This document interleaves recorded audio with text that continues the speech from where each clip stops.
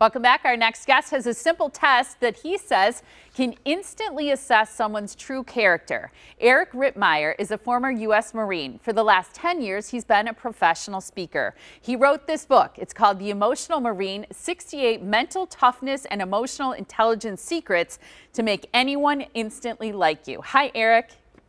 Molly, good morning. Thank you for having me. Absolutely. Before we get into this test, because I want to make sure we get to each point of it, I want to say I find this fascinating in your information because you looked at people who were successful, whether they were friends or professional people that you met, they were people in the service, and you found this common thing. They were all likable people. We had a guest once tell us that a parent's most important job with their children is to teach them how to be likable because they're going to have more success and get along better in life. And that struck people so much.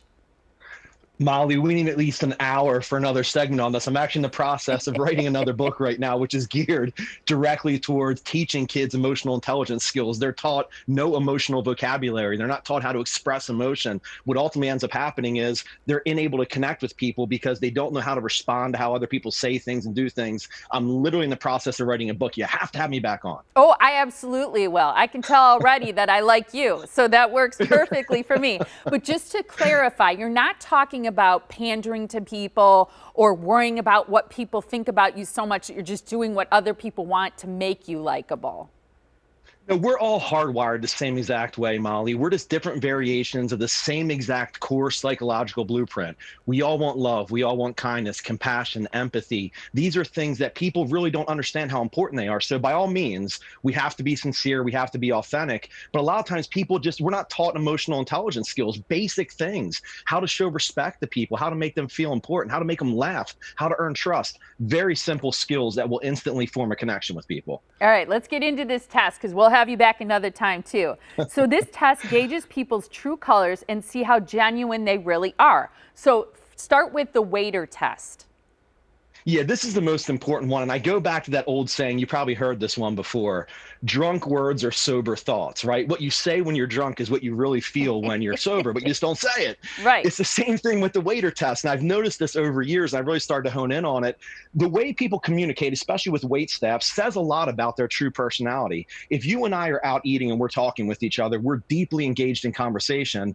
The way you respond to that waiter is going to be your true, authentic, how you really are as a person, because you and I are so deep in conversation, your guard's down at that point. So the way you treat that person is going to tell me a lot about your true character. Okay, I like that, and that makes sense. I think that's so true. What about the doggy test? Yeah, the way we treat animals, basically, I view it as someone who's, let's call it helpless, someone who provides no benefit to us. I call this unilateral conversations versus bilateral conversations. A unilateral conversation is a one-way, it's just we're having a conversation, they can provide no benefit to us. Bilateral is somebody who we're talking with, we know there's a two-way street here. We're gonna treat them differently because we might want something from them in the future, which sounds horrible to say. When it comes to pets and animals, they're helpless. They really are pretty much defenseless. So the way they treat that animal, I know it sounds crazy, it's not a human, but the way they treat that animal is going to tell us a lot about who they are and how they treat people who are in bad situations. So key. I like that. What about the police officer test? And this would probably apply to not just police officers, but maybe teachers also, for example.